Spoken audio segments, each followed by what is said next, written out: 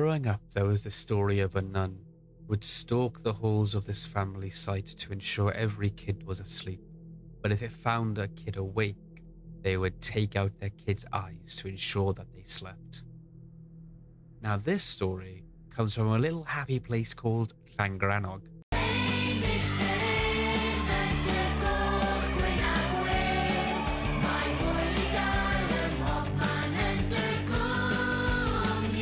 So when I was 10 years old, my school took me to what is commonly known as Llangrannog. And yes, if you don't know, that is how it's pronounced. But to be more specific, it is the earth centre within the town of Llangrannog that I would go to. We would go there for a week and have some fun, race go-karts, ride horses, go down a dry slide, and then we'd go to our shared rooms with 4 bunk beds and repeat the day again. But carved into one of the bunk beds were the words, "Beware of the Black Nun."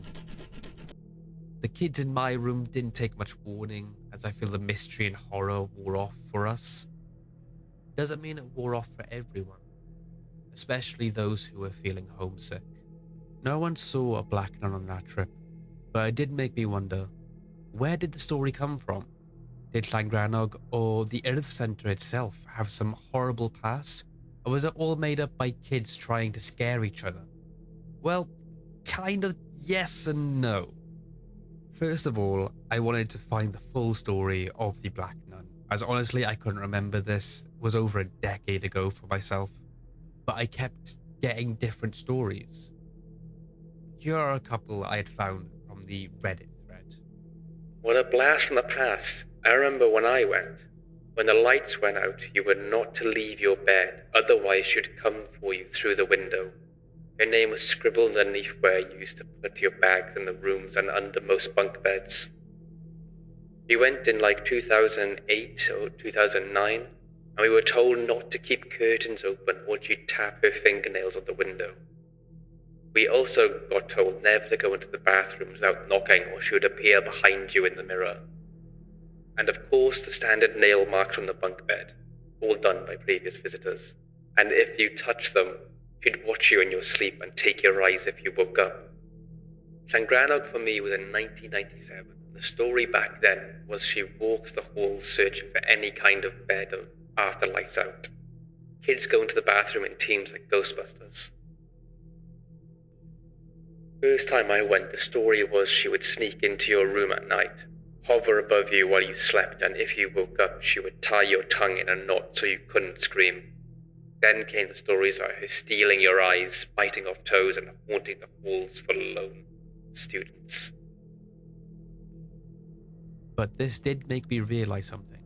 The years that everyone was saying they had heard these stories, except for these 2 posts saying that they were in 85, there was no story. And in 89, 90, still nothing. But in 92, the first story arrived.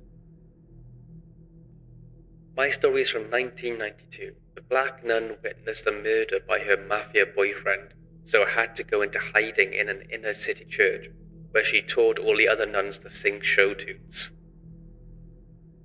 Which then put me deeper into finding this story, from which I found this article saying that the story of the Black Nun is familiar to the Quiet as a Nun novel, released in 1977, as well as its adaptation in 78. That's still over a decade from when we first heard of it, so I thought I'd watch it anyway to see if it had any similarities to any of the stories told. 2 hours later. Well, that was just a waste of time. Even though there are multiple different stories relating to the Black Nun, the only thing that relates to the Fraser's story is that people call a mysterious nun the Black Nun.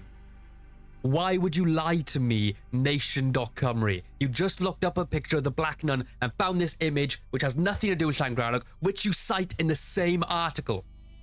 So the basic story of Quiet as a Nun is of this journalist Jemima who gets called back to a convent where she stayed growing up, after hearing about a friend who passed away from starvation. From here we get a confusing story about the will of said friend who owned the ground that the convent is on, and a real weird guy who wants to make land affordable to everyone or something, but that includes the land that the convent is on, and he dresses up like a nun with no face to scare children into telling him where the will is. It's confusing, pointless, and has nothing to do with the story I was looking for. So where does that leave us now? We will still have 2 years missing from when the Black Nun appeared, but there is still something from those earlier years that could help us. I feel old. I was there in about 1979-80. No nun stories, but that elf fella creeped me out. So in reality, what probably happened is when kids or even the volunteering teenagers would see close teachers or caretakers wandering the halls to make sure no one was out, someone made the story of seeing a black nun outside, or it may even come from one of the many other places in Wales that have a very similar story of this nun. Either way, it seems that the story has ended now, as people don't really remember it, or it has lost all fear it once had in children.